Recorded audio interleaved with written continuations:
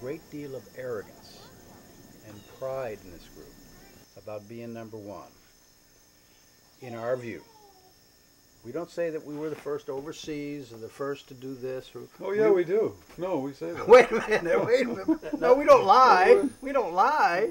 We, No, we were the first because we when you're a Marine, your tour of duty doesn't start when you hit, Vietnam or Guadalcanal. It starts when you go in and start your basic training. That's right. Absolutely. And Yep. whatever anybody wants to Yep. say, So we we were started. the ones that started basic training first, and therefore we're the first group of volunteers. And then there's, of course, the Colombia I motto. We're Numero uno y no lo olvides, which is number one, don't you forget it. Yeah, I mean, my best friends are still former volunteers, and they all owe me money, and I wish they'd pay up right now. I'm very upset That's about right. that. We all owe money. Yeah. What struck me most about the Peace Corps was the fact that it was the first real experience of its kind on that large scale that afforded so many people, from a middle-class family in the Midwest that could wind up going to Latin America to work in a small village. Yeah. I mean, none of us had ever done community development before. Other groups, you had people who were teachers who had taught before and they knew how to teach. So we were sort of learning how to apply community development techniques and applications in the field. And so, there were usually two of us, and our Spanish was rudimentary. Very few of us were very good at Spanish. Present company, except some were. But, we were sort of dropped off and said, okay, here's your place, here's your village. And it was up to us to sort of start to network, find out who's in charge, who's, where the power is, what the problems are, how to work with the promotor that we were assigned from the Community Development Foundation, how the state government worked, and who we should see when we got things in a certain position. We could all jump in the bus and go into the capital of the department and walk in to see the governor or the head of the particular department.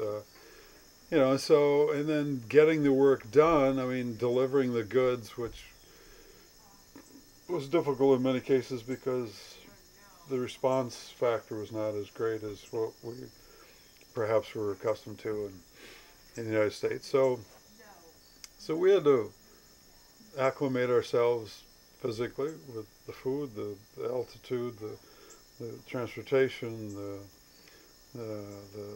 working conditions, the way that culturally that the Colombia works, and there was nobody around. There was a helpline, I suppose, somewhere. We call it and say, look, I got this problem. We did have Mert and Chris and Lonnie Lane and others that could help us, but basically they hadn't done it either. Nobody knew how this thing was supposed to work. So it was a real learning process, and really the teams had to pretty much function on their own, and some were outrageously successful, others were not. But that was part, again, of the charm of the Peace Corps, the up and out, the get it done yourself, the lack of bureaucracy. We did have leaders that came around and visited us once, every 2 months to see what we were doing, but we were on our own, and it was do or die, and a lot of us did almost die, but we did a lot of good things. Oh, she fell down. She tipped over. I think of arrogance in a way when I think of looking at Peace Corps volunteers coming into a village through the eyes of let's say an elder or a person, in my particular village. I mean, I think the idea that a couple of 19 or 20-year-olds coming into a village from another country, not speaking the language particularly well, not understanding totally the culture and the way that this village works, and to have them come in and kind of assume Good boy. they're going to take things over, and they're going to, here I am, I've got a uniform, I got a Sears shirt and a pair of pants and the best pair of boots in the community. Nobody's got a pair of boots that cost more money than that. And I'm here to do, as Lonnie Lane said, estamos aquí a ayudar a ustedes en cualquier capacidad que podemos. He said that's what you should say in your opening speech when you arrive, which I did. You know, we're here to help you in whatever way we can. Here's the good stuff. El gran hijo de Hey, we got a little high tide, don't we? La gran chingada está aquí. What do you got? Oh, Luna. Luna. Right, Luna de Luna. How you doing, Doctor? Good.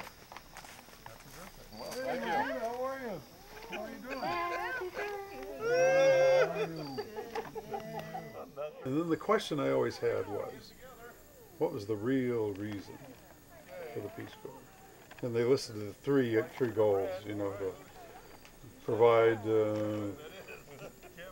trained personnel to assist countries, educate the volunteers themselves into the ways of another country and culture, and then the third was to educate the U.S. public. I'd always wondered about the first two, if in fact those were real objectives, that when Hubert Humphrey and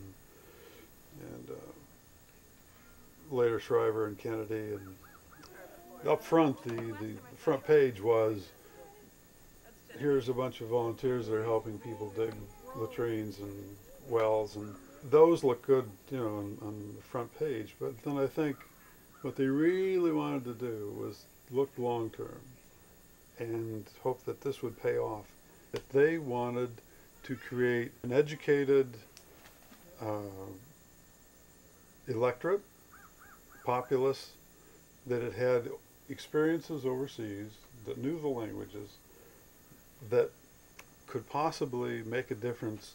I guess 160,000, 170,000, whatever it is, returned Peace Corps volunteers, and that is indeed a drop in the bucket, whether you look at Colombia or the Peace Corps worldwide, or returned volunteers trying to what's the phrase?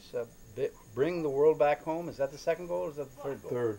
One of the things that I remember now about the meeting in the White House, what I took out of that meeting, and it never has left me my entire life, was that what this was about, what the Peace Corps was about for Kennedy, his message in terms of talking to us, what I got out was, come back and tell us what it's really like.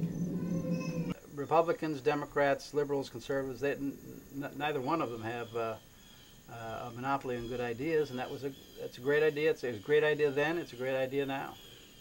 Whether we did what Humphrey and Kennedy and Shriver and the rest of them were after, I truly don't know. I always tried to rescue them. Make a list. I mean, rescue them from.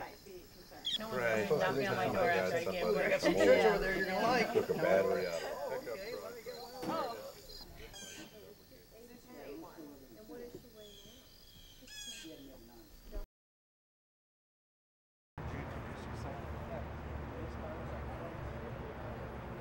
Baghdad, and people who talk always about it, they haven't been there, and I've been there, and Americans who are there believe in it, and they're making it work every day. I will tell you, the only opinions I have are right now me being an 18-year-old idealist college student. My friend Billy got shot to the shoulder, shot to the shin, and he doesn't want to go back. The opinion of a lot of Americans, though, is that we're bringing the insurgents into Iraq just by being there, by our occupation forces. So what's the solution? Nobody has a crystal ball. Nobody knows tomorrow at so-and-so time we have to pull out because everything will be fine. This is 35 years of being under a tyrant. You want to change it in 2 years, and the thing is you didn't have a great plan there. You go there and you get impatient. And I think that if we pull out, there will be massive chaos in Iraq. But Do I here think it's that's not sad, in tragic, Iraq, and and that's horrible? what you don't Yes. understand. Everybody thinks the chaos will be only in Iraq and it will be over. You need to understand it won't be only Iraq. This will be for the whole region of the Middle East. This will be for the United States for many, many centuries. It's such a complex issue. Right now, I stand more towards the side of wanting to get the troops out. I really think it's important, but it's really important for you, and it's really important for you and your countrymen to come over here and tell us your opinions and tell us the truth about what's happening. Yeah, nobody can. People are not looking particularly angry. They're just seem to be enjoying themselves.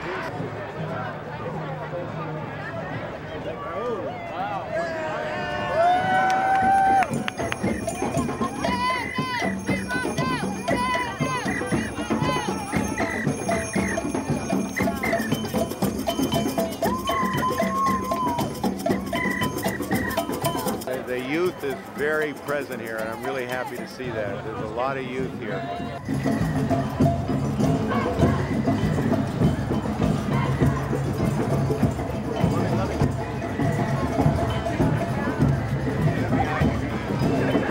What we're finding in Iraq is that we have the military in there trying to build a country, and they do not have the sensitivity of the culture the way the Peace Corps did. They're not trained in this. They're trained to fight wars.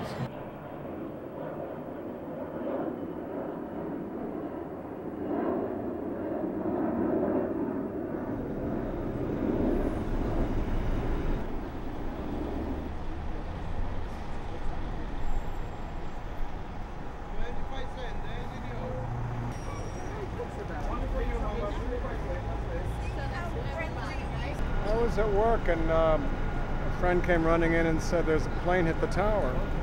And we all ran and looked at it, and then the second plane hit. And we watched both towers crumble, and we had a woman in the next office who had a boy in the building, and she was hysterical. And we just couldn't believe it. We just couldn't believe it. Seeing it made a dent. It just made a dent in whatever you believe in. I was in complete denial for several days. I'd seen people jumping off the building, but I didn't kind of connect. But New York was magnificent. People were much more humane. Really made me proud to live here. I mean, the Peace Corps, among other things, taught you that even in a small town on a dirt floor, they invite you over and they give you one of their 3 chickens, and that's all they have. And this generosity was certainly here in New York after.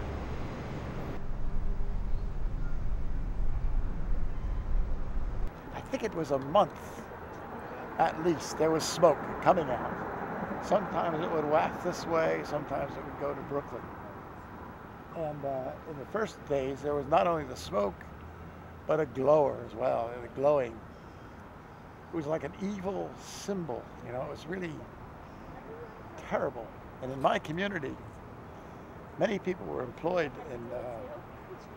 in the towers, so they suffered great losses in this area. There were commuters into New York City from here.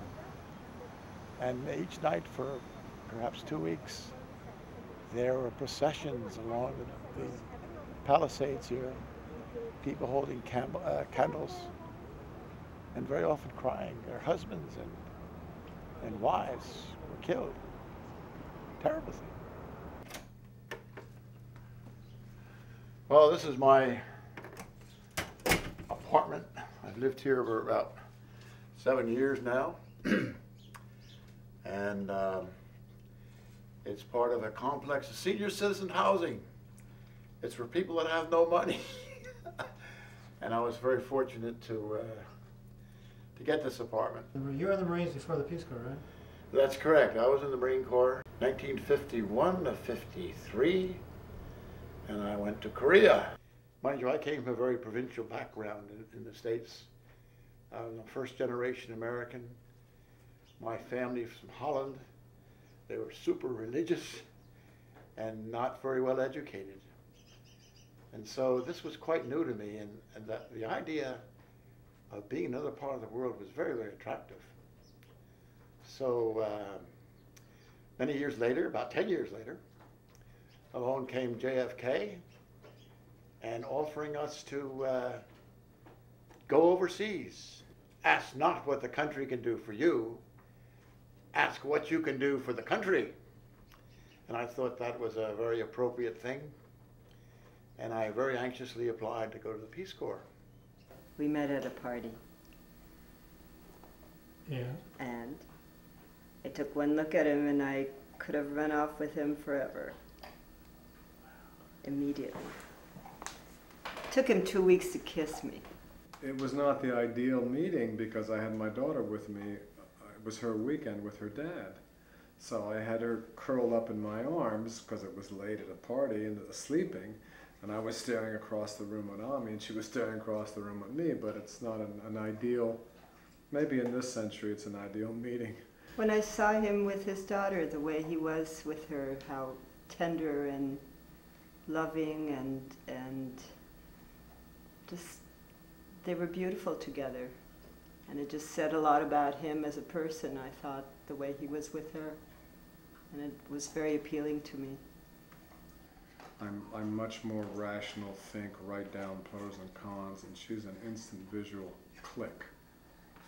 And she captures a lot with the image. And I'm sure that's why she's a painter. And I'm sure that's why I'm an economist. Was that your painting back there? Yeah. Green mud pack. One of them. Tell They're me. all over the place. This is Nora, who never runs out of energy. Wants to play 24 hours a day. Named after Nora Charles, of course. Nick and Nora Charles from the Thin Man. Good girl. We decided to move to New York, get this dog, drink a lot of martinis, and turn into Nick and Nora Charles. We managed the dog and the martinis. New York. And New York. We're gone from Colombia now for more than 40 years. And one wonders, do the people still know us? Is there some fruit to our labors that we can look at? And I think by and large, the only ones that really gained something from this, that gained the most from this, was our volunteers themselves, who had that great chance to live in some obscure village for 2 years. What do you think you learned out of the Peace Corps? I learned to look at America through very different eyes. Coming back was very difficult. I had a lot of very strong experiences. I was unable effectively to talk to my parents. I'm very different from my brothers, who didn't travel a lot and stayed here, and there was just kind of this gap. And I think it's similar to Vietnam veterans or anyone else who comes back after such a radical experience. In our group, there was a tremendous variety of people and opinions about other people. They realized that people are people. They're the same as your mother and father back home. They have the same aspirations. They're poor and destitute in some cases, but they're the same people. And why the hell are we so rich and they're so poor? And that was a big revelation to me and my companions, that there is a terrible injustice in this world, a terrible injustice in this world. Here we are, the richest country in the world, consuming the most in the world. And why is that when people just like their mother and father in Colombia or India, it's got zilch, zilch, zilch, zilch. And that has to be rectified. Somehow that has to happen. Well, I happen to have read the Peace Corps Act. And the first thing, as I recall, was that it was an opportunity for American young people to learn about the world. Before, that is, before number 2, which was to help other nations. We don't have people who speak enough foreign languages. We don't have people who understand enough foreign cultures. We're scraping for people who can speak things, and yet we are promising the world and as the government that we're going to democratize. And I think kind of the two have to go together. If that's in fact our mission, then we ought to start training people in different languages and different cultures. And a lot of Peace Corps people went on to foreign work. They continued in USAID. They went to become senators. They took on a whole new level of responsibility, but with the same kind of commitment that Peace Corps had. But it was based on the fact that they had learned through experience a lot of things about other cultures and other nations. I know one thing, that the Colombian in that little village, if he had any kind of opinion about American, it was so lofty and so high that he was so rich and everything else. And then he discovered that this little volunteer that came to live with them, he had to go to the bathroom just like them, and he he ate just like them, and they began to realize that he also was just like them. So that was kind of nice. And I think, if anything, in those villages that we left some 40 years ago, that if there's a memory of us, it's that, I think, that we were just like them. And when they think of America today, hopefully they think with kindness because of their memories of the Peace Corps volunteers. I think Abu Ghraib is an example, if you will, of sending really ill-prepared, ill-trained people who have no cultural experience into another culture with a tremendous amount of power. I think particularly taking people from a very strong correctional or military background, I would almost say it's not their fault. They know no other way to behave because they don't have the experience, they don't have the cross-culture or anything, they don't have that background. And I think that's where Peace Corps was very, very different, which means you don't impose a solution, you work on a cooperative basis. Many people don't seem to view that as a viable alternative, because if you have the power and don't use it, then you're an idiot. That's not the way I would have hoped it would be if the Peace Corps ideals had stayed strong. Private First Class Howard Johnson II, age 21. Chief Warrant Officer Philip A. Johnson Jr., age 31. Sergeant Jason D. Jordan, age 24. Chief Warrant Officer Matthew C. Laskowski, age 32. California. Private First Class Stephen Acosta, age 19. Lance Corporal Robert Paul Zerhady, Jr. Hesley from Arkansas. Staff Sergeant Hesley Box, Jr., 24. Staff Sergeant Stacy C. Brandon, age 35.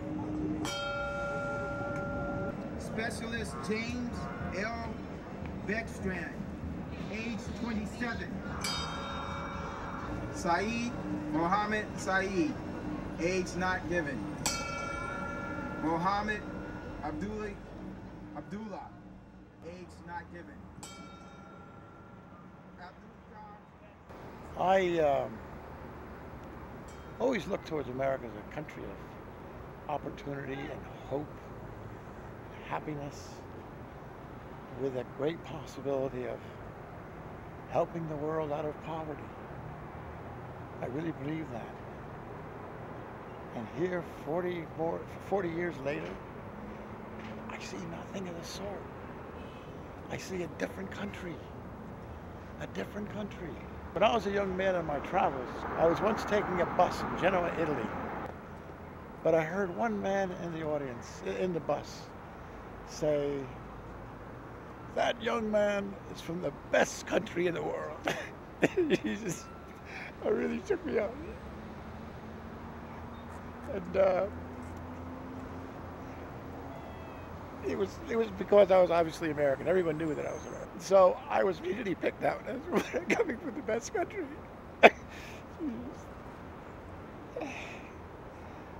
That doesn't happen anymore. That doesn't happen. That would never happen if I went there and I was a young man. And that's too bad. America has all the potential of being a leader in the world. And we're failing it. We're failing it.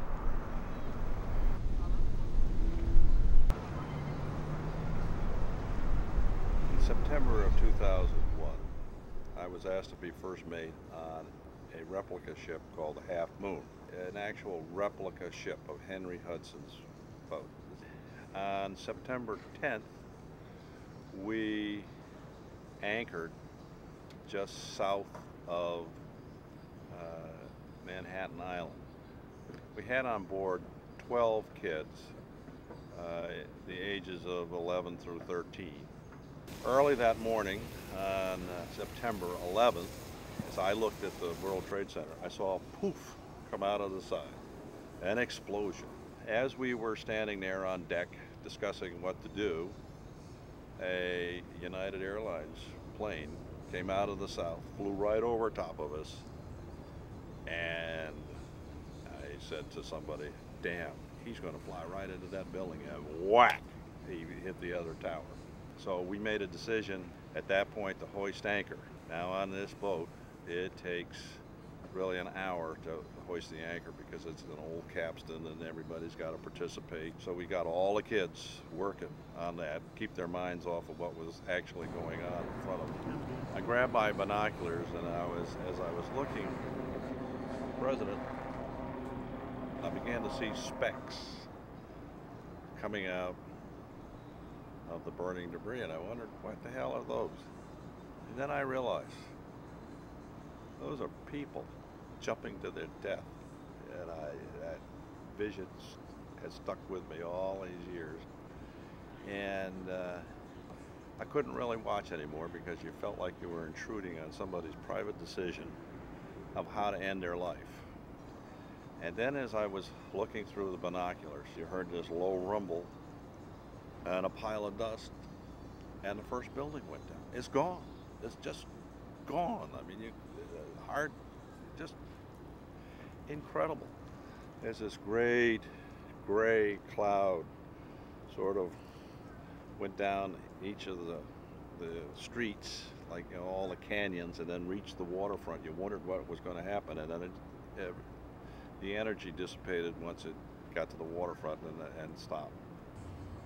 And then, as we were abreast the Twin Towers, with one tower remaining, and I was clicking away with my Instamatic, and suddenly it started to go down. It's just incredible. I mean, it just went down, you know, and I got a series of photographs.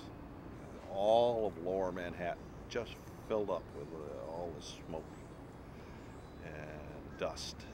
And we began to, you know, have some sessions with the kids. And the way we explained it was really, you know, for our parents' generation, they had December 7th, 1941, their day of infamy. And for most of our generation, it was November 21st, 1963, the assassination of President Kennedy. And this was going to be their event in their lives. And, they're not going to forget this day. If the United States was a little bit more understanding of the conditions of the world that we live in, we wouldn't have had 9/11.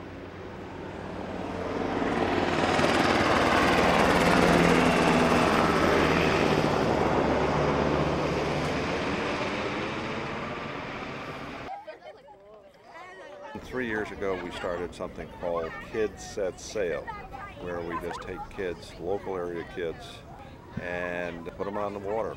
And then we have prizes and so forth. A year and a half ago, we got the schooner that we were on earlier. So now we have a full array of programs, nautical programs, that we offer here in the Washington community.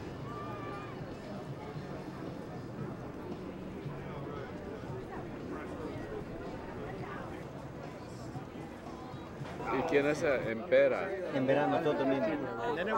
Pero tu pueblo es Mogue. Mogue, sí. ¿Y qué es en Pera? La raza en verano. La raza en verano. En verano. Porque hay mucha etnia, ¿no? Mucho gusto. Bien, bien. Can we come over? Okay, thank you. Very nice. Good afternoon. Good afternoon. How are you? Algunos hablan un poco de... Hi, I'm Tom. No, no. So you were there from the time when we were there, and then we left, and then 4 came after we left. I was actually still the but we were the first group of women there. 10 guys wanting parties. Have a nice evening. Well, I'm having a very nice time down here. Seeing people, some of them I haven't seen for 45 years. Yeah, well, we've talked about it often. This is our kitchen and this is our cook. And the kitchen was this shape when we moved in 1977, but looked totally different. Actually didn't come to New Mexico until after I was done with the Peace Corps in Colombia. Marshall Nason, who was the director of the Peace Corps Training Center at the University of New Mexico, came down and interviewed a couple of us and offered me a job. This room, the dining room, was the original master bedroom and is the only room in the house that is untouched. Nothing has changed in this room.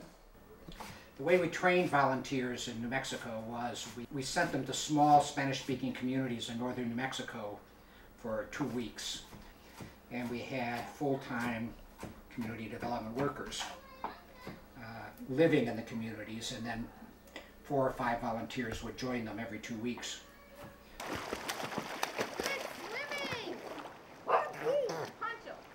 We absolutely remade this house. Floors, ceiling, wiring, plumbing, and John did all of it.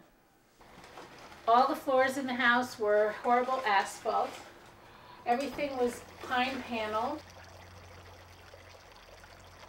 Community organizing, at least as I've practiced it, is finding a group of people who are significantly affected by some kind of readily definable issue and organizing them to do something about that issue. But it's basically a democratic group that's focused intensely for a short period of time on an issue that clearly is having a negative effect on their lives, and helping them to use as much as possible their own resources to address that problem. This is Santo Niño de Atocha, who's a very famous saint here in New Mexico.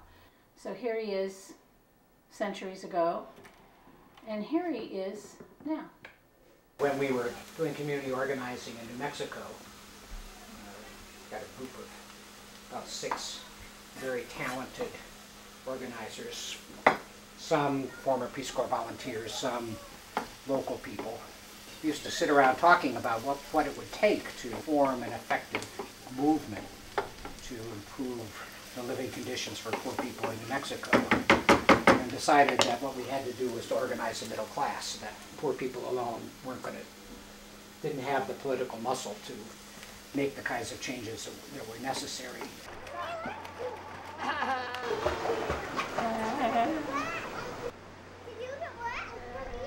There weren't enough poor people who were politically active to be able to really influence, for example, the state legislature, much less the national legislature.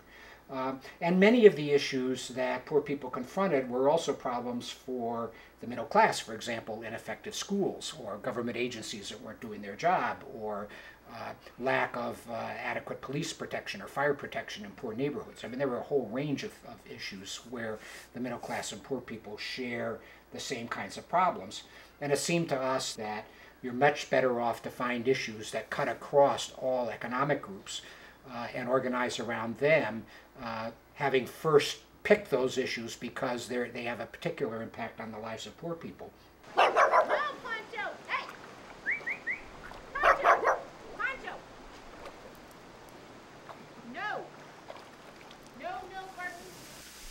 it was an outgrowth of the work I'd done in the Peace Corps, which was, and then the work that I did as a trainer was an outgrowth of that, and then the work that I did. Should we go through the other door, Dad? Yeah, that's fine. You can come in, it's not a problem if you don't mind being on camera. How are you? Ah, you brought the dog too. I got hooked up with local legal services programs in Albuquerque and concluded pretty quickly that here was a good example of how the middle class could effectively help poor people, and spent the next 30 years basically organizing the legal services community to be more effective. In the role I cast myself in was management consultant, but what I was really doing was spending lots and lots of time thinking about how you could make a program like legal services for the poor more effective. We've got more Texan and less German, but there's just so much tourist trade in there, and that's, That's been finding that. That's been changing the. And this is where I work. Okay. And it's sort of a mess, but it always is a mess. a good share of my life has sort of been, trying to recreate the Peace Corps experiences.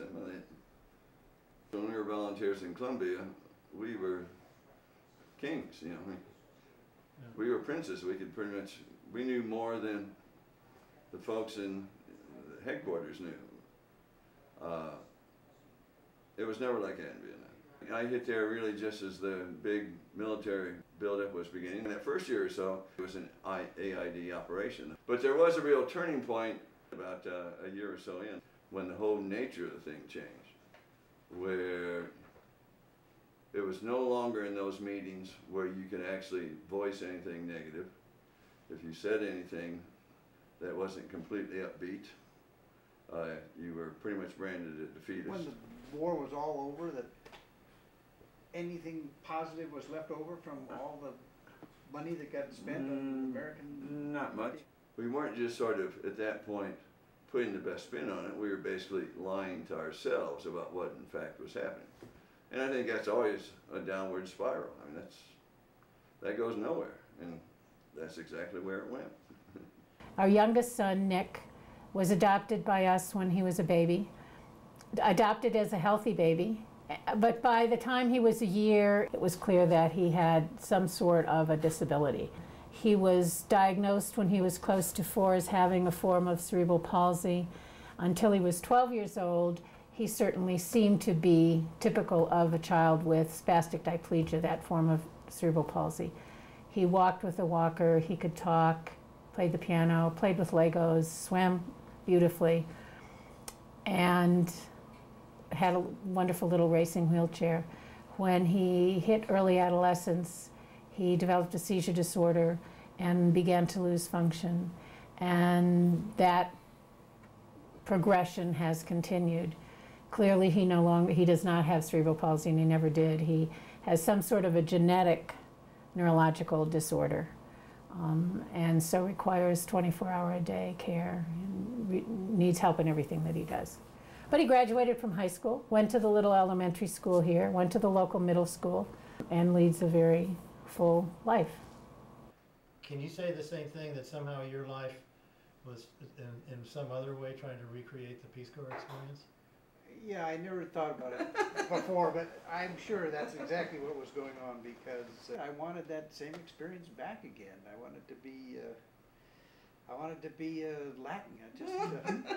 I never got that, whatever happened in Colombia, out of my system. It changed me in some way that I just always wanted it. I felt one thing Peace Corps did for me is that it got me beyond myself. In some sense, it put me in touch with parts of myself that I never knew existed.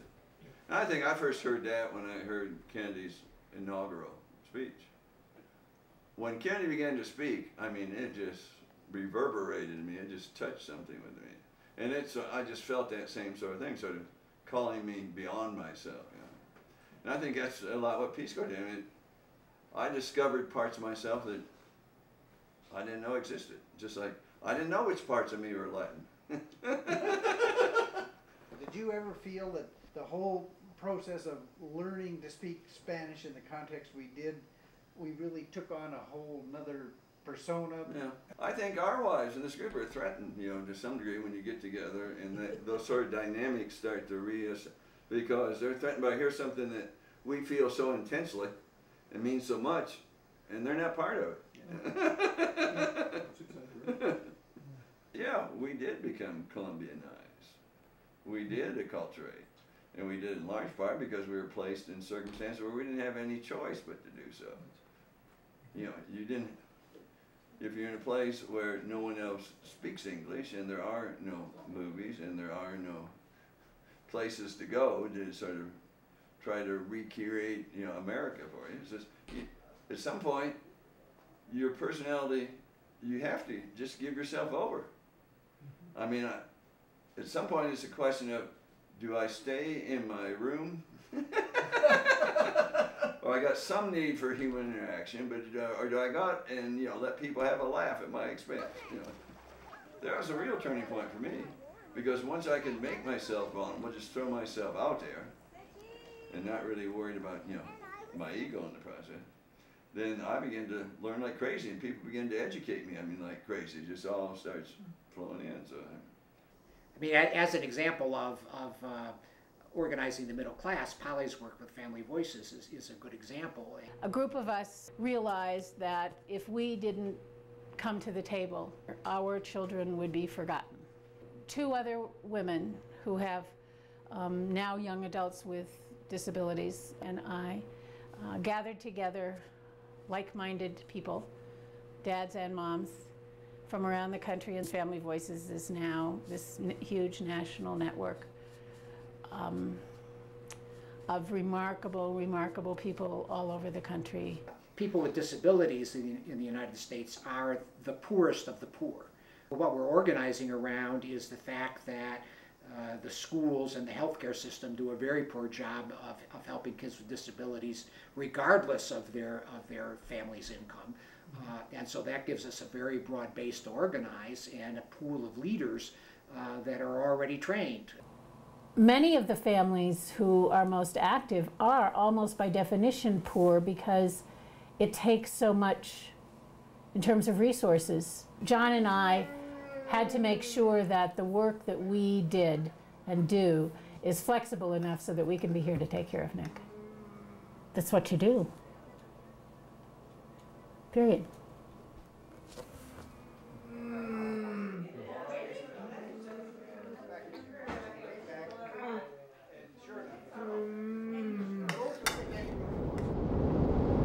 So you have offices down here too? Yes. One in Las Cruces and one in Mescalero, which is those mountains over there. I see a bunch of drunken rowdies in the front lawn of 3105. You look pretty healthy. There's a pool shark. Yeah. Hey, I said how are you? Hey, okay. Good to see you I met again. your wife over there. Yeah, pool shark? No, Oh, Neil. How are you? Good to see you, friend. Hey. Bruce. You have learned the same thing I learned through the Peace Corps experience, I think, of the patience of sitting back and waiting to find out how these people deal with their issues rather than trying to impose yourself on them. That's a difficult concept for a gringo to learn, to deal with, until you've had the kind of experience we had, where you learn that, particularly that other people do things differently, and you have to let them do it their way if you're going to accomplish anything in working with them. Well, yeah, I mean, I think the training that we had in community development at Rutgers University, I think, was just a textbook case of ethnocentrism. And I think it was loaded with every middle-class European value you can possibly imagine. You know, working nobles people, anything within a geographic boundary is a community. The most conspicuously missing step in that training was the first thing you do is you sit there for a few weeks and you keep your mouth shut and you figure out, how do these people organize themselves? How do they make decisions? Who is most influential? What is the process through which things go? Who are the people who are most disruptive of that process? And when you figure out how the community maintains itself, how it moves, and what its difficulties are, then you adjust. I'd be struggling through some effort of mine to communicate with some campesino someplace. And after I'd just butchered whatever I was trying to say, the campesino would look at you kindly and say, "Hey, domina bien." And I'd say, "Oh yeah, right, you understood everything I said, huh? Okay, well, I can go take a nap now." He didn't understand anything I said. But he was always being, "Yeah, que domina bien el español." Oh man, oh man. They were the most courteous, polite people in the entire universe. We had met with this head of sociology at the National University. Oh man, we're going right to the top. And he said, "Look, there's 1,500 municipalities in Colombia, and 62 of you, and if they send you someplace where you can't get something done, get out. Go to some place where you really can accomplish something," right? I found out that the head of Indian Affairs in Colombia had heard that there was somebody in the group who was an anthropologist and wanted him to work with them. I never was crazy about my village from the start. It was very, very small. Not much to do. And so I was looking for an opportunity to go to a real municipality and do something different. And I trusted Al's judgment. So I went. And, you know, and then it took me 15 years later to get out. Well, the absolutely decisive thing was that I had gone to Popayan and I talked to the people in Indian Affairs, and they said, "Oh, let's go to Sylvia and have a look." And we drove up there in their Jeep.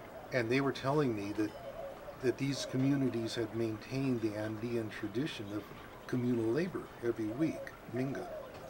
And so we went up this road into the valley of Colombia, I think it was, and they said, you know, the Indians come out every Saturday and they carve this road out with pitchfork and shovel, and they said, "Park the Jeep up there because there's no more road, we'll walk from there." And so we parked the Jeep and we got out and we walked around the corner. There was another half kilometer of road. And they looked at each other and said, "Where'd that come from?" And I thought, look, here's a place where communities they're already organized. They already have a tradition of working together. You know, all you really need to get things going here is to support them and to get them the resources they need. It's, you know, shooting fish in a barrel, and it's a beautiful place. There were some advantages absolutely. to their tribal customs. There were some real advantages in the Colombian culture that they could take advantage of.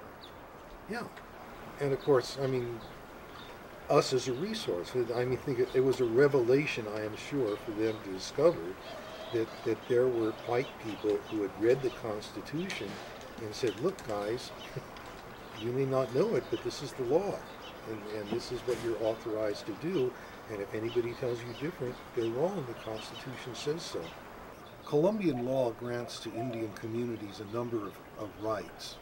And where there's a traditional Indian government with a governor and an alcalde and a secretary and so forth, they have legal privileges. And the tradition is that the government of a community sits down around November 1st, and the people who are officials together decide who their successors would be. So each body of officials chooses the next people to follow. And this is done by consensus among them. And then on January 1st, they're inaugurated into office. And what the Division of Indian Affairs, their attitude was, well, there'll never be progress this way, you know, because it's gerontocratic. The old people keep selecting old people, and you get these governments of people who don't speak Spanish and are steeped in the old ways, and meanwhile the young people who speak Spanish are disenfranchised and have no power. So what we're going to do is we're going to have democratic elections for the governors and other staff members of these communities. And I thought that was the most disastrous idea I'd ever heard of. But I wasn't really in a position to say that to them. They're basically the old Spanish attitude about Los Indios. Yeah. And all you were doing was just trying to chisel at those prejudices and those preconceived ideas. The election was just perfect. It was calm, it was orderly, we had poll watchers, people did vote, and then when we tallied up the results, in one after another small reservation, things looked absolutely the same, that one candidate would get 2 or 3 or 5 votes, another would get 247 or 317, and the third would get 5 or 4. And it was perfectly obvious that the community had already had a consensus about who they wanted to be the gobernador, and that candidate got all the votes except the other 2, their wife and their kid voted for them. So that was very uniform and very solid kind of evidence, and with that, then I could sit down with with the colleagues and the director of Indian Affairs and say, look what your results reveal, guys. That you didn't have an election, you thought you did, but these communities have a traditional way of deciding things. They have a consensus choice, and all we did was, what you thought was an election was a public ratification of a choice made by consensus.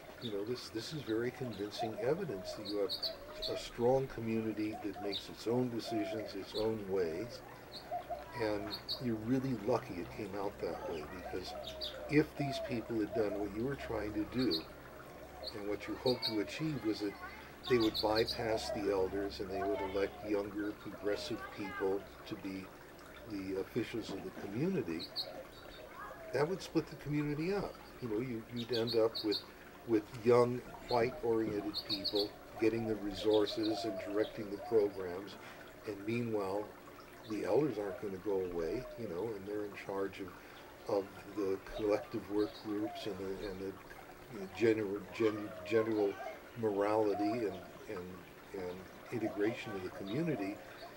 And what you're going to do is you're going to divide it into factions and set the young against the old. You're going to have just about every kind of misery that we see, I can say here, not to them, but we see in one Indian reservation after another in the United States. And what happened is they bought their own buses, marketed the produce directly from Colombia into Popayan and into Cali. They bought coffee farms with the money they made on those things, so they had a coffee farm in the lowland where they get fruit and a cash crop, and then go back and live the rest of the other times, the other seasons in Sylvia. So that the economic development that followed from those road projects was extraordinary.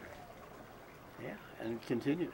They always got a reading on the local situation, played the political game, were very patient about it, and they just kept going. I mean, the key to it is the Colombianos, unlike a lot of the other Indians, kept their own language, their own style of clothes, and continued to make inroads into the white society, very successful.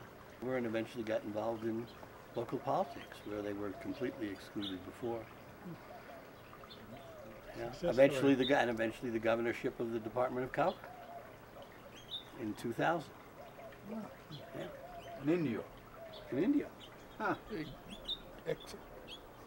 Really, that's excellent. Somebody said to me, your new lema should be not Colombia I, #1, and don't you forget it, but Kennedy picked Shriver, but God picked Colombia I. So I said, God, that is really great. You just sort of flowed into it. Yeah. The truth is that the Peace Corps got me out of a very deep, dark hole. And, I'd been raised in a very conservative, middle-class way, and I never had much independence of thought when I was young. So I was the good boy who did what the teacher told him to and expected to be rewarded for it. I'd gotten as far as an MA, and I was miserable. I was convinced I was a failure, and I didn't want to go any further, and I didn't know what I wanted to do. And along came this chance to be a hero, right? and get out of the system in a way nobody could criticize. And it was a lifesaver for me. You know, you got your troubles with booze, I've got a fundamentally depressive personality. Mm-hmm. And, you know, Prozac ultimately saved my life, but I didn't have any crutch like that then. Should have tried the whiskey, man. It's and you know, and the Peace Corps was an honorable retreat from the treadmill of middle class careerism. And here we're in a situation where they say, okay, you're going to go to a foreign country, we got a job for you, here's how you do the job, just run out there and develop the community. Wow, that's finite. I like this. It really saved me. I was amazed when I got selected. I didn't think I was going to make it through Rutgers. I could see a lot of good reasons why they shouldn't have sent me. And they couldn't figure it out, so I figured I'd put one over them. And now I had to go and, you know, and make it happen. But the biggest change it made in my life was giving me a sense of some sort of self-confidence that I never needed to depend on jobs and security in my life. I ended up leading a life that the envy of us all. Yes. Didn't have any, you know, I can't say, well, I had a career. I mean, I did all sorts of things. I would follow your career here in Mexico, Argentina, Chile, back and forth, and there I'm slogging away at some damn thing, and there he's on a boat. Then we went to visit you on your boat, and you live in a houseboat there in Seattle. Just perfect, you know. There's the houseboat floating up and down, and he's got his sailboat. Well, I sailed the San Juans, and I sailed up here, and I sailed. When the hell do you ever work? Well, you know, it just sort of comes from heaven somehow or another. And, you know, great lifestyle. Why can't we do this? Well, I wasn't smart enough to figure it out. And Ira could sell 2 or 3 of these things that he owns and never have to work again, but he loves it. So, you know, we do what we'd like to do. I grew up with a family where the depression is just around the corner. You know, it's going to happen again. And we're going to be, if we don't have enough in the closet like the Mormons, we're going to be in bad shape. So I just can't do this, Bruce. You know, I can't go up and raise sheep. But, you know, I never really get a chance to ask you point blank, you know, what is the satisfaction in your life at this stage? Where's it heading? Not being dead. Yeah. Huh? The only thing that I fear about death is that of all the stuff I'm going to miss. That's right. You know, the 60th or the 70th, some overweeningly pompous drooler is up there on the stage representing, probably to this guy, representing Colombia I and making a fool of himself. How many people in the world have a group like this? I mean, Army veterans, Peace Corps veterans. There can't be anybody else, can there? A lot of people last night said they were going to their 50th high school reunion. Well, most of them haven't been back in 40 years, and we do this all the time. We've got an email web that's 100%, and we are famous. I mean, people I've never seen before. I remember standing in that hotel in D.C. for the 40+1. Somebody came up, some couple late, oh, Colombia I. I'd never seen this woman before in my life. But she knew. The community development skills just sort of don't leave you, dude. I mean, I've got the Cubs, I've got the Peace Corps, and I've got my New York Times crossword puzzles. And what else does anybody need? They're friendships that are different from any others I've ever had. Absolutely. Why is that? What makes our friendship different? Because of the unique set of circumstances that brought us together. At a time in our lives. Yeah, I think it's the time. I always tell everybody that even the training in Rutgers to me was an adventure. That's before I even got to Columbia. I was talking to Ron about it because I'd never experienced that kind of exposure to certain kinds of disciplines. Mine had all been technical and scientific, and then to start hearing about anthropology and the history and the politics of Colombia. And also the dynamics of that experience at Rutgers, where the tension kept building, you know, as we got closer to selection time. It just made such an impression upon me, greater than any of the university experiences I ever had. And then the actual thing in Colombia, it was an adventure. You know, we were los hijos de Kennedy. And by the time I got back to Colombia in '67, we were hijos de something else by then. And instead of having a red ribbon for the volunteers at the airplane, they were asked to give urine samples. The volunteers arriving. Real. They really were. You know. Before we become archaeological relics, where there's still some social and cultural anthropology about us, it'd be interesting to see what other people would be curious to ask about who we are. I could imagine us getting together and having some very interesting sort of smaller group discussions about whether we did or didn't sort of find our Joseph Campbell bliss, and you know, whether there's still time to find it. I mean, it's a little bit formal, but I think Good try. You know, we will. You know. My son, you are safe. While I would see that as part of something, because it may be fun to do as well, and a good way of just spending time together. The missing link is the failure to move forward in terms of the assumptions of the foreign policy remain closer to what they were in the 50s than what Kennedy had envisioned. And one statement that I remember from the meeting in the White House was unbelievably clearly that he saw the Peace Corps as the vehicle for having a group of Americans who had a much broader perspective, harvesting the experience, both in the Peace Corps and in post-Peace Corps, in terms of actually reformulating and restructuring foreign policy in a way that is, let's say, consistent with American values, at least as we as identify them. I think that we all had the hope that in addition to whatever impact we could have on a place like Colombia, that we would be making America a better place when we came back. We've been an absolute failure. Well, I wonder. Frankly, the best way we could be of assistance to any other country in the world is to change this one. But what have we done that's effective on a local level? You know, who have we reached?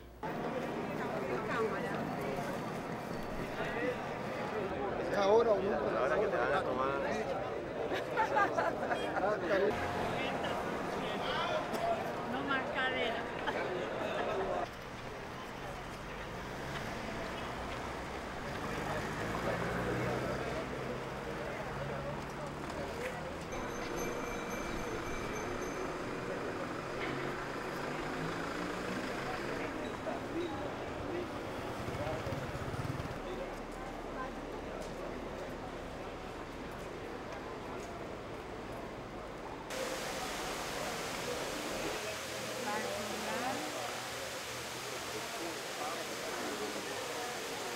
Barney was telling me this morning that you ought to get one.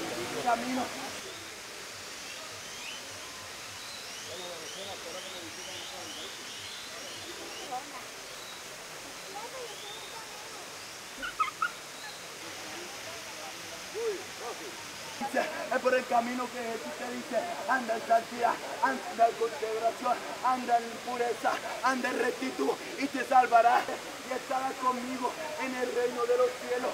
Oye, No, you was from Venezuela. y pidiéndole, Señor, ten misericordia, Señor, perdóname, Señor, yo no sabía, Señor, yo no sabía, Señor, sácame de aquí.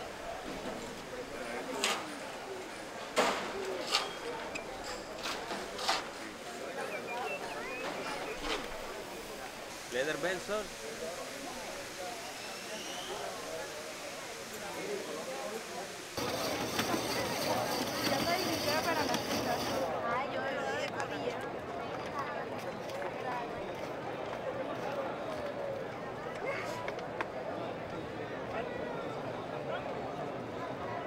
go.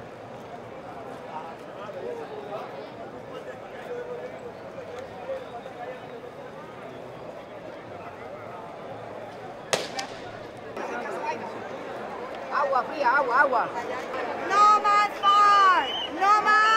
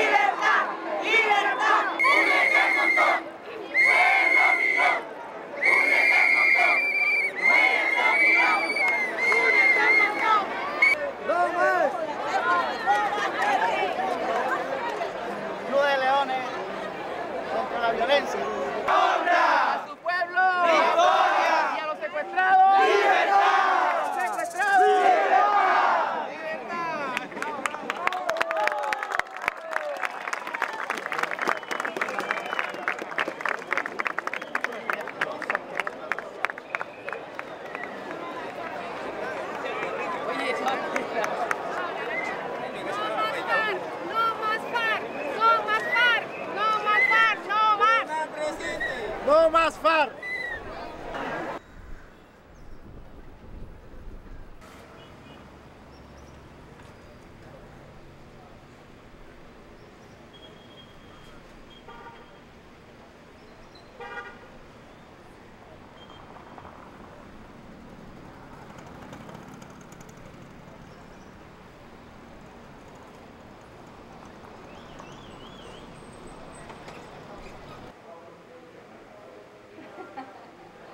Que es más cerca.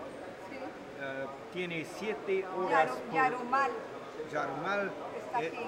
Sí, esto yo creo que es más aquí o a veces aquí. Yo creo que los camiones dicen Segovia. I've always had a great admiration for Colombia I because they were the people who started the program that the rest of us have followed. And you set a great example for us, and we appreciate all of you. Thank you. You know, just a few short decades ago, 1961 to 1981, 80 different contingents of brave young North Americans arrived in Colombia. Well, maybe some not quite so brave, and others not quite so young. But all willing, eager to use their powers for good. Strange people in a strange land, but soon found themselves strangely at home. Such was the foundation for a 20-year affair between Peace Corps and Colombia. Almost 5,000 of us came. Many married here, some died. But all Peace Corps volunteers, all from the alpha males of Colombia I to the omega women and men of Colombia I, all volunteers were pioneers in cross-cultural connection. Once President Kennedy signed the bill authorizing Peace Corps, Colombia was the very first country to step up and offer to receive volunteers. And if Colombia had not responded so quickly, Peace Corps might have had a much rougher time getting out the starting gate. In addition, folks, because Colombia welcomed, embraced Peace Corps volunteers so warmly over here, many grassroots success stories emerged captured the imagination of the U.S. public. That in turn helped to contribute greatly to the high level of domestic support that Peace Corps has always enjoyed.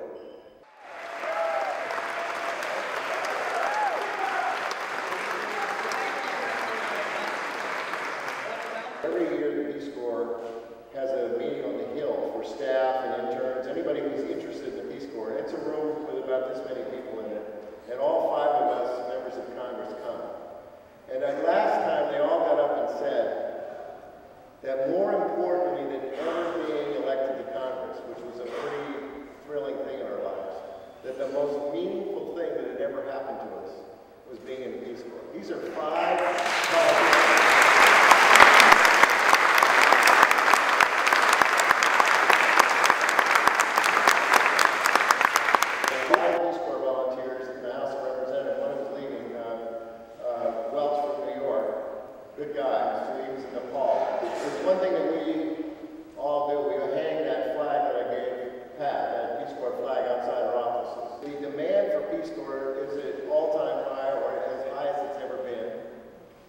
So the demand out there and the ask by host countries is at an all-time high.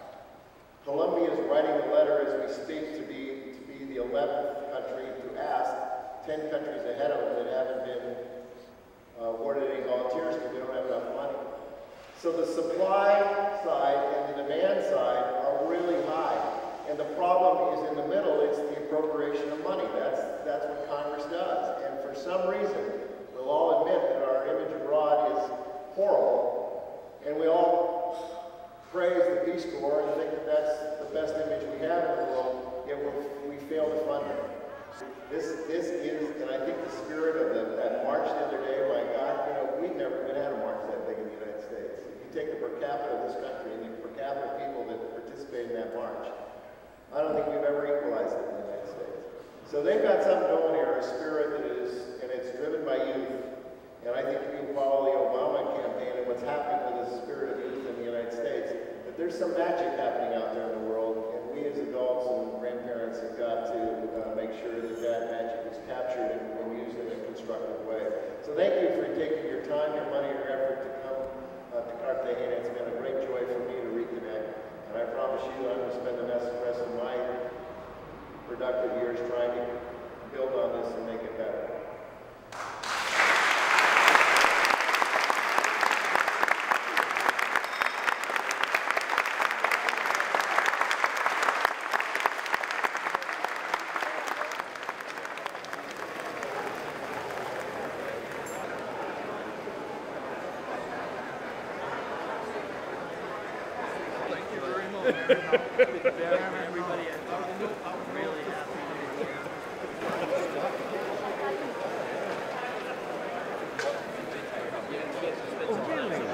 The problem in Colombia, you see, problem gets very complex because you have FARC and ELN and those groups that come up in the 60s and the 70s.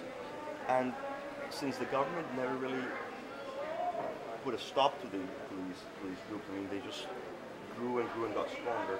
And the presence of the state was very limited in many parts of the nation. Some other folks decided to take on weapons themselves and protect their ranches and protect their properties and so forth. That was the initial idea. Yeah. Obviously, over time, what happens? You throw in a third ingredient there, is drug traffickers. And what you have now is some guerrillas that are no longer Marxist or idealist guerrillas. They're there for terrorism and murder and kidnap and running a drug business. You have this paramilitary groups that initially were ranchers protecting themselves, become thugs and become just, you know, criminals and also involved in the drug trade. And you have the drug trade, and they all, what do we really need in this country? We need economic growth. We need to alleviate poverty.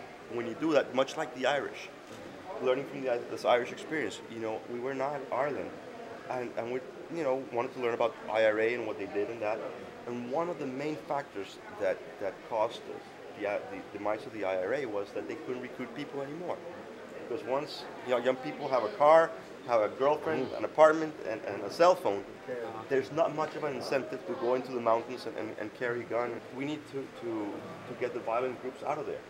because for instance, the people that own the land and the people who own the livestock couldn't go to their land, so the productivity dropped down dramatically for bananas, and for cattle particularly. But when you reclaim control over the territory and people can go back and farm and raise cattle and watch over their property, then things get better and competitiveness levels start racing again. While I was here, after I was a Peace Corps volunteer, I went back with very low capital, started a toy factory, 24 employees, exported all over the world.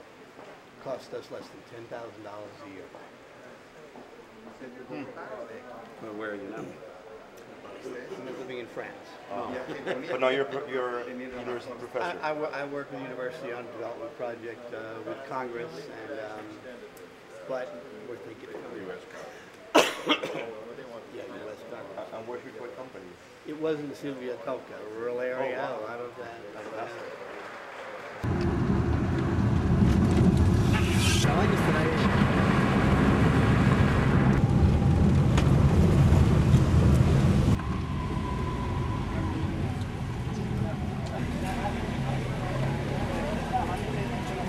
Bastante fuerte.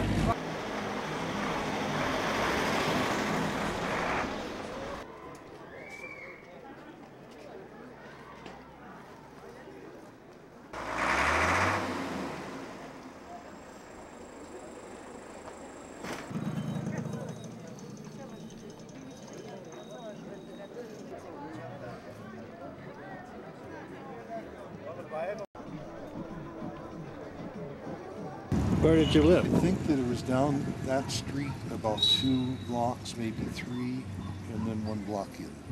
Let's go check it out. ¿Buscan a la autoridad? Pues no sé, es que hace muchísimos años, 45 años viví aquí en Silvia.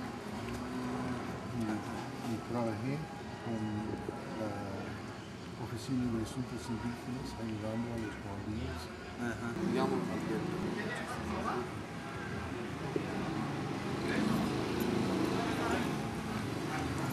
y de aquí hay un pueblito que se llama... ¿Cómo así que rimaban en los aparatos, hombre? Pasando por ahí. So you think that's it? Very possible. I'm going to ask these guys. A la orden. Buenos días. ¿Qué tal? Bien. Pues yo viví aquí en Silvia hace 45 años. Y estoy buscando la casa donde tenía alojamiento antes. Y esto parece muy semejante. Pues yo antes fui un miembro del Cuerpo de Paz que vino del Cuerpo vino de los Estados Unidos. Y viví aquí en el año 62. Pues, ¿qué le digo? Yo me acuerdo. Y todo lo que hicieron, pues aquí a nivel de Colombia. Pero no es grata el recuerdo que tiene el pueblo de Cuerpo de Paz. ¿De veras? Sí.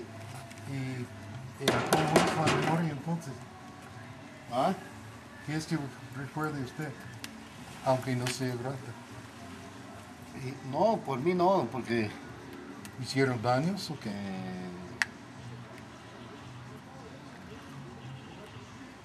Lo que trajeron de allá de Norteamérica, el daño que hicieron. ¿Y el daño que fue? Cambiar la cultura de los indígenas. ¿Ah, de veras? Sí. Bueno, Nevelio. Bueno, estamos hablando. Que esté muy bien. Sí, señor, bueno, gracias, hasta luego, mismo. Nevelio. Hasta luego. Bueno, hasta luego, pues. Bueno, que vaya bien. Ajá.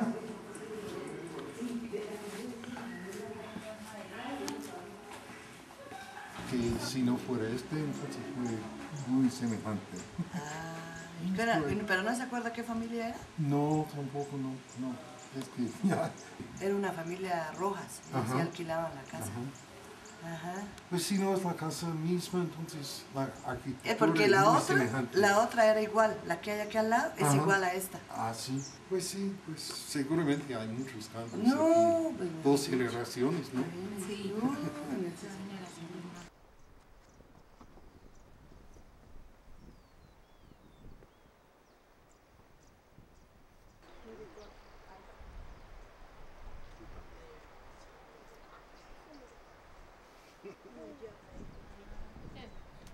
Ellos cantan en guambiano también.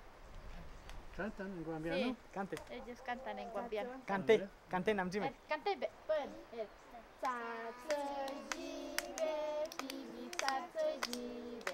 Tsatsjibe, bibi tsatsjibe. Yomasiwa puteroma, yomasiwa puteroma.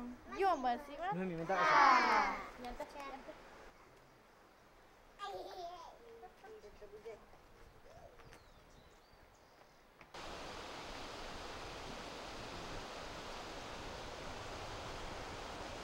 45 years ago, when I first came here, the first projects that I was involved in was helping with the building of this road and others like it. And these roads were all built by what's called Minga, which meant the traditional collective community action of the indigenous community. Pues esa casita que tenemos al frente, esa casita de los jóvenes, pues está relacionada con un sombrero típico de los guambianos que ahorita que estoy puesto. Y ese sombrero significa muchas cosas y por eso esa casa también significa muchas cosas, desde el comienzo hasta el fin. Por ejemplo, una persona puede estudiar muy lejos de aquí, pero como el espiral comienza desde el centro y otra vez se enrolla.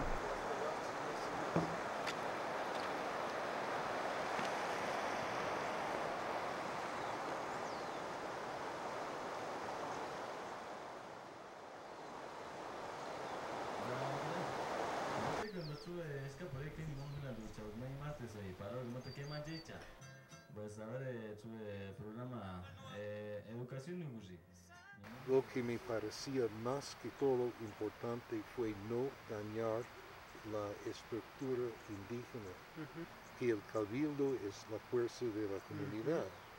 Y pues la presencia de ustedes acá, cuando vinieron a colaborar, a ayudar, y el recibimiento que dieron ellos acá, nuestros abuelos, era para eso, para mirar posibilidades de conocer nueva gente y a partir de eso nosotros seguir siendo guambianos.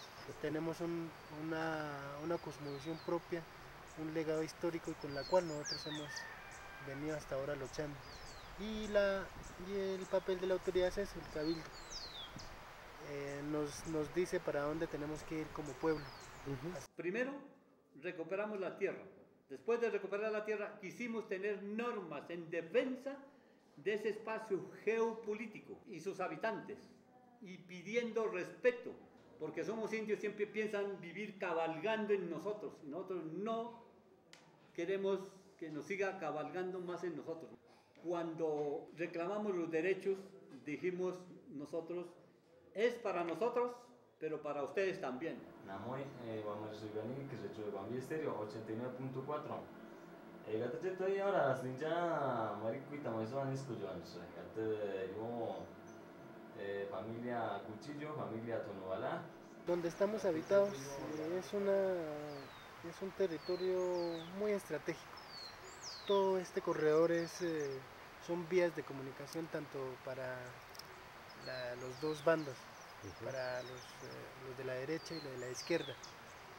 Entonces por toda esta cordillera recorren ellos para trasladarse a otros departamentos y nosotros hemos dicho a ellos, cuando ellos vienen a hacer presencia acá y se ubican en nuestro territorio, nosotros salimos con todos nuestros hermanos, nuestras hermanas, en cabeza del gobernador, a decir que este territorio no está apto para la presencia de ustedes, nos están invadiendo, porque es un territorio ancestral, tiene una autoridad, y nosotros no necesitamos la presencia, ni tampoco necesitamos como aprender a ser parte de las diferentes ideologías que manejan ellos, tanto la derecha como de la izquierda, sino nosotros tenemos un concepto de reciprocidad, de la armonía con la naturaleza. Y eso es lo que nosotros hacemos cuando vamos allá a los campamentos y están en nuestro territorio, los sacamos.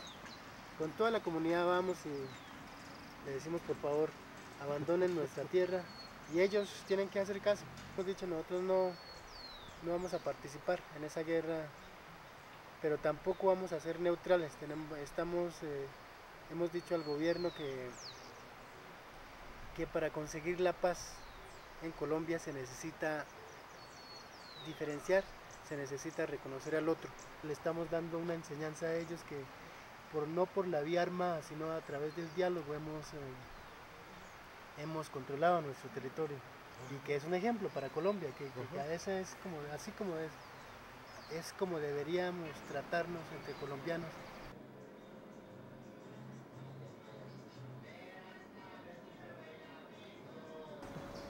¿De cambio más? ¿Cómo?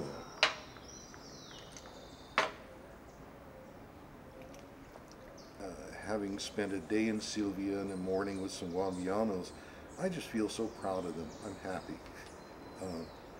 I sense that this is a really together people. They've had their troubles. There have been land invasions. I have every expectation that there's been a lot of killing going on, but they're self-confident people. They have things in mind they want to do. They've held their community together. They're doing things they never did before. I think it's just great to see a people that have managed to cope reasonably successfully, maybe very successfully, because after all, we know that one Guambiano wearing his traditional clothes was a senator in the National Senate. ¿Qué hubiera pasado si en ese momento histórico de 1991, si nosotros no arriesgamos, si nosotros no lanzamos? ¿Quién hubiera hablado por nosotros? Last night you were talking about a course we created for newly elected officials in local Indian governments here. And you said, well, we brought them together and we gave them some instruction. And I was thinking those were the first two steps, right? It's a three-step process. We brought them together, we gave them some instruction, and then we got the hell out of the way. And I think the third step is the crucial one. What we brought to it, I think, was more in the spirit of what the Peace Corps was about. We were there participating. We didn't really take the lead. We were asking questions and allowing communities to make their decisions. And then once those were made, moving forward in figuring out, in each community it was different. Mm-hmm. You know, what we did in this, and we had different parts of the government we had to work with. So I think that left, in one sense, I think in those communities, a good image of America. It certainly created in us Americans who were much more knowledgeable about how to accomplish things in rural areas with population that was less educated. People who work successfully with communities and organizations do it because they're fun, do it because they enjoy it, not because they have to. And nobody talks about it. But if you don't enjoy it, forget it. And I remember, I get up in the morning and the lad would bring my horse all saddled up. I'd hop onto it and I'd head over that first ridge of hills, sitting on one gruana and wearing another over my shoulders and climbing up through the mist and thinking, I'm 25 years old and I'm doing what people want to do when they retire. This is so cool. We were very diverse, unlike the other groups that were very heavy of college graduates. Ours was essentially split between half people who had graduated from college and half who had been in college but had not finished 1, 2 years perhaps. And we were widespread, a lot of Mexican Americans, people from all over. I think we were selected to get that diversity. We were an experiment. We were partly experimental, sure. And we were. I think what happened as a result of the Peace Corps experience is that was very rewarding. It was enjoyable. We were able to make a contribution and felt good about it. And many of the group continued in careers with the World Bank, USAID, with other development institutions, or NGOs. Well, you came to Sylvia as a philosophy major, and you left as an anthropologist. That's that right. was a transformation, don't you think? Yeah, exactly. Okay, but and I wonder how many other people, in terms of changes. I think a lot of people similarly. I mean, the fact that more than half at one point or another did another couple of years in international development. So what happened to me happened to a lot of people. I'll drink to